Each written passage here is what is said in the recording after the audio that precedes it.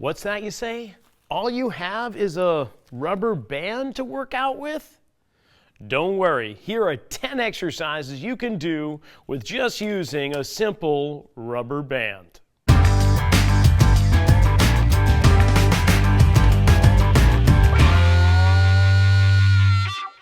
We're going to work on pressing away from the body. So we're going to take the middle of the rubber band, and I'm going to put it around a doorknob, maybe close the door, or a table leg, anything that I can use that it's not going to go anywhere.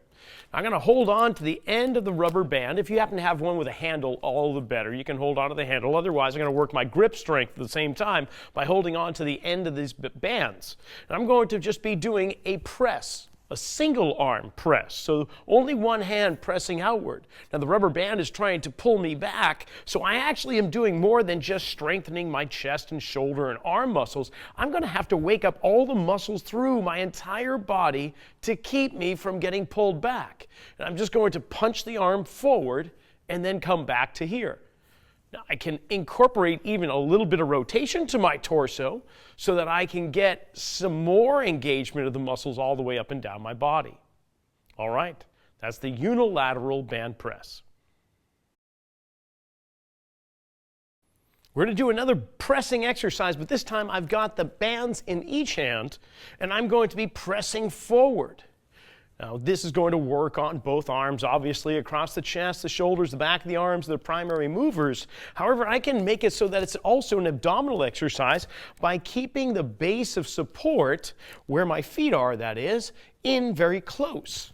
The wider my stance is, the more stable I am, and the less these deeper muscles have to work. However, if I got myself into a very narrow stance with feet close together, and I begin doing this pressing action, well, instantly I can feel how these muscles are kicking in to prevent me from being pulled backwards. So we've got both arms pressing forward. Now, if that's too much or you feel a strain in the lower back because these muscles aren't doing the job they should be doing, you can bring yourself into a split stance and continue doing that double arm pressing action. Watch that as you press forward, that you don't lurch forward, because that will also disengage the muscles that we're trying to turn on as well. So we've got both arms pressing out there.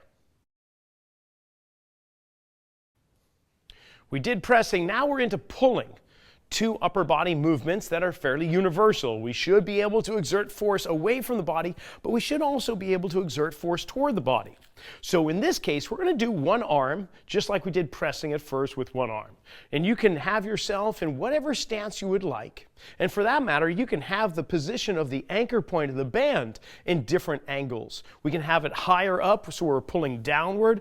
We can have it so that it's about parallel to our torso, so we can pull horizontally. Or we can even put it down even lower so that we can pull upward. Now, the upward pull, typically, if you keep yourself upright when pulling, is going to work higher up on the neck, shoulders, and the back. The horizontal pull, when keeping your torso nice and upright, is going to focus on the middle of your back. And then the higher angle up when pulling down with the torso upright is going to focus on the outside and lower portions of the back in general. So with the single arm row or pull, what we want to see is that your torso stays fairly upright to make sure that you maintain some good control with this pulling action. Now that's just a general rule of thumb. I can start to lean forward and incorporate a little bit more of the hips to help drive the weight up, and now it's a much more integrative movement. So you can explore this kind of pulling action. I could, even more advanced, bring the back leg off and then balancing on one single leg, start to incorporate the pulling action as well. Now I've really engaged the hips or the glutes of that standing leg in conjunction with the arm that's pulling. Great exercise. Moving on from the single arm pull, we're going to do a bilateral or double arm pull. I'm going to hold on to both ends of the rubber band in each hand. I can pull inward with my arms down by my side. I can bring them up higher. And the higher I work Well, the more I'm going to pretty much get between the shoulder blades. So if you have been sinking and slouching forward and you want to do something to help bring those shoulders back into a more posturally correct and upright position, then what you might want to do is called the face pull, where the hands are going to pull almost like you've got a phone in each hand and you're going to try and answer the phone right by your ears. So we're going to take the ends of the rubber bands and we're going to pull them right to the sides of our head. You'll see the elbows go out, so the shoulder blades are going to draw toward each other, making sure those muscles in between the shoulder blades and the back have to shorten and engage to draw the shoulder blades back. I can do it this way, but I can also bring it downward. And for that matter, I can just keep it pulled back and then just play around with the different arm reaches. All of this is going to focus on the mid-back and all the muscles on the back side of the body, while at the same time we're getting a little bit on the back of the shoulders, the biceps, and the forearms. Well, we're going to work the squat next using the rubber band. In fact, the rubber band may actually help us get into better squat mechanics. And what I mean by that is as we squat, we should see that our pelvis tilts forward as the hips go back. The spine must extend, and that draws the shoulders back. So we're going to take the rubber band and stand on it with both feet about hip width apart. Then we're going to take that rubber band and cross it in front of the body so that I hold on to the ends in the opposite hands. Now I'm just going to engage the rubber band using my arms to help kind of pull it upward. Instantly I begin to feel my shoulders draw back. And then from this position, I'm just going to work into a squat. And then stand back up again. Can you get the hips down to knee level and then stand up again? I can keep my arms up as I descend, or I can drive them up as I descend. They'll have a slightly different outcome in terms of intensity, but they're both the same movements, so you can try one and then progress on to the other. Rather than doing a squat with both legs side by side in a parallel stance, we're going to do what's called a split squat. We're going to take the rubber band underneath one foot while the other leg steps back. So I'm in a stride or a split stance. Then I'm just going to take both ends of the bands and hold them in my hands right here. So now the rubber band is drawing me down into this position, and I'm going to drive up against it. Now it's a bit easier to have both hands together holding on to the rubber band ends. A little bit more challenging may be to separate the hands and lower on down. Regardless, what we're looking for is that the torso stays upright and there's very little wobbling left to right. But can you just simply drive from a vertical lowered position directly on up? We'll give you one bonus exercise. I said there were going to be 10, but we're going to make it 11. We're going to do what's called the single leg deadlift. You'll be standing in the middle of that band and then take the other foot and step over and through. So the leg that has the band on it is behind you now. Both hands holding the ends of the band. Balancing on the untethered leg, you're going to take the banded leg and reach back behind you as you tilt at the hips. And then stand back up again. What's nice is the rubber band is forcing me to drive that leg back, which makes it so that the hip itself is going to be the fulcrum or the hinge, putting the majority of weight or work into my gluteal or hamstring muscle of the standing leg. So again, as I drive that leg back, the torso is automatically going to lower. If I want more intensity, I can extend the arms out and keep them overhead through the entire motion, or I can throw in a press when I get down to the bottom of the action. Now that's a little trickier because you're balancing on one leg while your body's moving back and forth. So it's a little bit more advanced. But like I said, that's your bonus action. Okay, now back to the others. The body can rotate, but it can also prevent rotation. This particular action or exercise is all about preventing rotation. You're going to take the ends of the rubber bands together in both hands, tethered around perhaps a doorknob or something that's about torso level. Feet can be fairly close together, and for more intensity, they can be very close together. You might want to start out with the feet apart so that you can feel bracing already beginning. And all your goal is to reach straight out with both arms and then bring the hands back toward your sternum or your midsection. As you reach out, that torque is going to become greater and greater upon the body because the rubber band is trying to pull you off in that direction.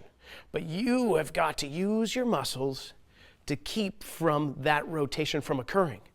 We can do it with those feet close in, which is a lot harder. We don't want to bring it in so close that you feel yourself rotating or cheating. So you could do one side, turn around, and do the opposite side. So we just worked on preventing rotation. Now we're going to try to produce rotation. I still have the band around that doorknob or somewhere around torso level, but I'm in a kneeling position. In fact, we call this a half kneeling position, where I've got one knee on the ground and the other leg is forward with the foot flat and the knee preferably at about a right angle. Now I have the leg that's closest to the band as my forward leg because that creates my hips to rotate already in that direction. Because what I'll be doing is just like a baseball player, I'm going to swing the bat coming across the front of my body. Now by doing that with the hips already rotating in place, it's not going to provide a lot of strain on the lower back. So if you've got a history of low back issues, this would be the preferred way to start off, with the leg closest to the tethered part forward. And now my hips and rib cage rotate in the same direction at the same time, not putting any shearing or potential for rotating in the lower back. So as I come across here, you'll see that I keep my head fairly still. It's not moving left to right or back and forth, but it stays right over the center or over my tailbone. For more intensity, obviously I might switch legs. So I'll have my opposite leg forward. Now the pelvis is rotating in that direction, making it more difficult and more challenging for me to take my rib cage across in that direction. So now we have what we might call disassociation or oppositional motion, hips rotating off to my left while I come across and rotate to my right. This is going to develop a lot more intensity around the midsection muscles to try to create even greater degrees of oppositional motion. My head still stays in place as I come across the body. However, I may not be able to pull as far as I did in this direction with the leg forward. Just things to think about. In the same regard that we were upright, preventing rotation with that pressing action in a standing posture, we're going to try and prevent any type of movement through our midsection while we're lying down. I will take the both ends of the rubber band from a lying down position, and with my head resting on the ground to start with, holding on to both ends, I'm going to gently lift my legs up off the ground so that my lower back is flat. If I want to try and challenge those muscles to keep the low back flat, all I really have to do is extend the weight of my legs further away from my back, and now instantly I feel how much more work is required there. So based on your level of strength, you may start with your knees quite bent and then slowly extend the legs outward, provided you can still maintain pressure against the floor with that low back. While you're in that position, taking the ends of the rubber band, you're going to bring them down toward the floor in a tapping fashion, keeping the elbows straight. Now, to help encourage the lower back to stay on the ground with the legs extended, I can lift my head off the ground And now really press into that low back area to keep it from lifting off.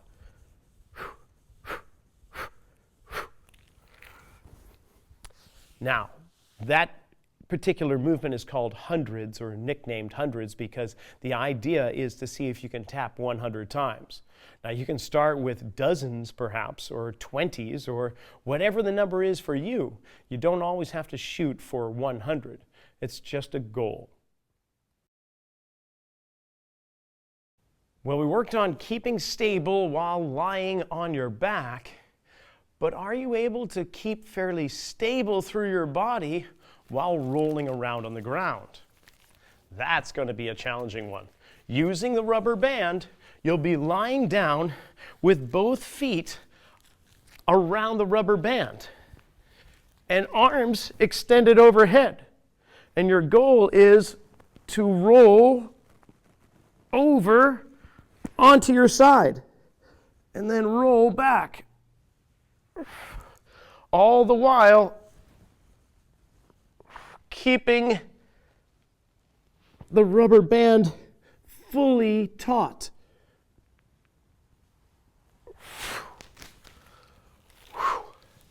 Well, that's a fun one for the kids. And there you have it. You've got 10, make that 11 exercises that you can do with a simple rubber band. Good luck.